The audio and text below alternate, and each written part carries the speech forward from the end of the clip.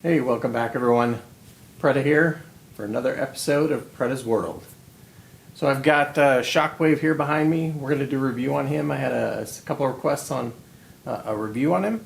One thing is though, I can't lift him up to get the turntable underneath, or I don't want to because he's pretty heavy. So I'm afraid the turntable is just not going to be able to take that. So we're going to do it kind of like we did with the Optimus, Jetfire Optimus. The only difference is I got some new equipment, so it should be a lot more steady when we're doing that. So right after this.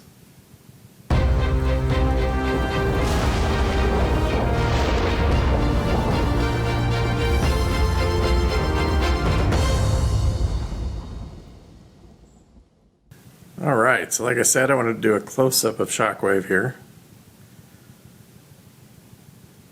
just so you can get the feel of the detail. So you can kind of see his rib cage here. Consists of several different pieces, like the gold tint to some of it, and then also the purple tint that's pretty much all over it. His legs here, and you can just see the battle damage that they put in. And then right down here you can kind of see it looks kind of like scaling. It's a pretty cool idea. I like it.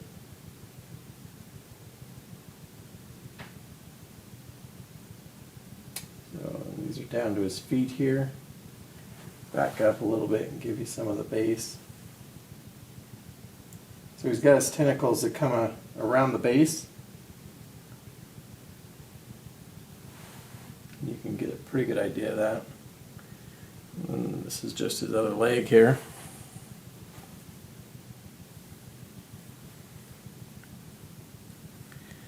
Alright, and then this is his left arm.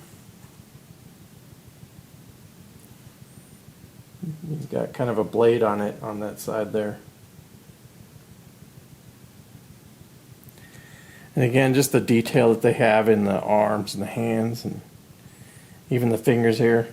Like his thumb, you can kind of see the gold on it.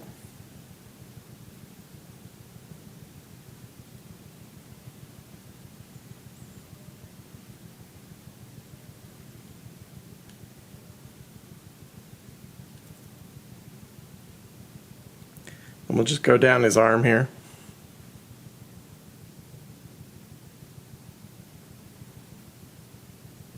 And this is his giant blaster where it kind of starts.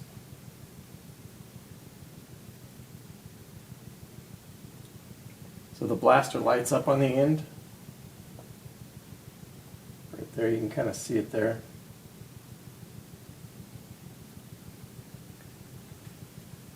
Again, the detail on this is just crazy, and the amount of pieces that were on this one to put them together, it's a lot. And then you got his face here, kind of just his eye, which Shockwave only really had one eye. I think I have the batteries in there. So I'm going to take you to kind of the side over here.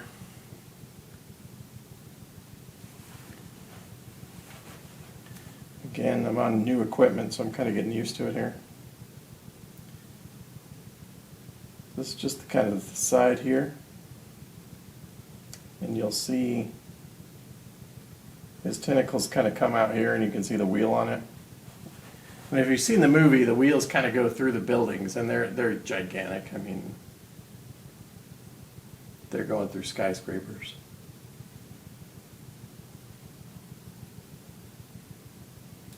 You can see in the back they kind of cross.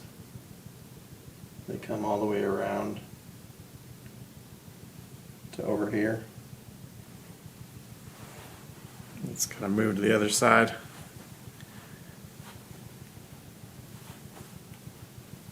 Again, I'm kind of adjusting as I go here. Gotta get around Doomsday.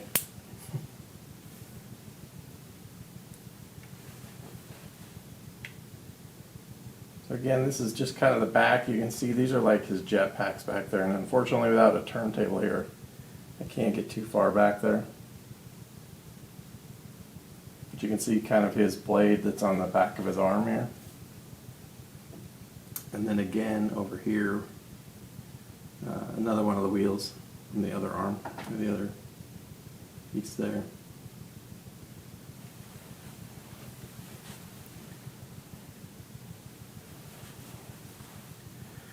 So he's definitely the biggest I have. He's even bigger than Doomsday. And then just the sheer, like, because of the wheels over here on each side, his width is pretty big.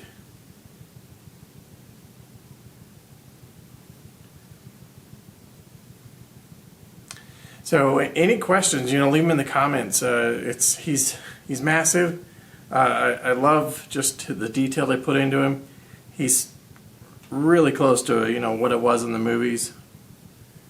The size, it's hard to scale him just because he was so big in the movies. Like I said, those tentacle arms, they were tearing through skyscrapers. So.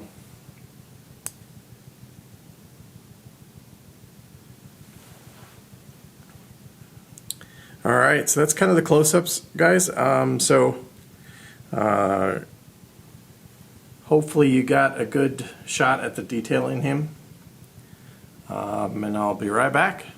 All right, so welcome back. I hope those close-ups just give you some kind of idea on the detail and stuff that Shockwave has on him. So I just wanted to do some measurements here, just kind of give you guys an idea of how big he is. So I'll kind of go from over here to the back. So he's roughly, I want to say, 40 inches wide if you're counting the tentacles with the saws on them. And the base itself is essentially about 32 on the base, so 32 inches on the base across. The depth on it, again, the tentacles kind of change that. So he's about 31 inches, 31, 32 inches in depth. And then height. So we're looking roughly, say 37 inches in height. So he's pretty tall. So those are the measurements on him. He's massive. He's certainly probably the heaviest, I would say, that I have. And it's unfortunate I couldn't get a turntable underneath him because I wanted to show you the back. He actually has 3 jetpacks in the back that light up too. So one of these days I might have to actually get a turntable under there so that I can spin him around. But yeah, so that's Shockwave. Again, Prime One Studio has done a fantastic job with the Transformers movie line that they've done. And I know there's another company out there who's going to start doing them. But they haven't announced what size they're going to be making them in yet, so until that gets finalized. So hopefully they'll do some of the characters and they'll do it in the same size that Prime One hasn't done as far as the characters go. So that way we can get a little bit mixture in with these guys. So that's Shockwave review. So hit that subscribe, hit that bell icon so you get notified when I upload new videos. I actually have a sculpt that I did to hold my Venom heads. It's actually pretty much finished, so I'm going to be doing a review on that as well. And just kind of things that I ran into during the sculpting process. I did a mold on it, I cast it in resin, and I painted it. So I want to go over some of the things that I learned, just some of the things that I ran into during that process, so you guys can kind of learn that as well. So thanks for coming. I appreciate everyone's time.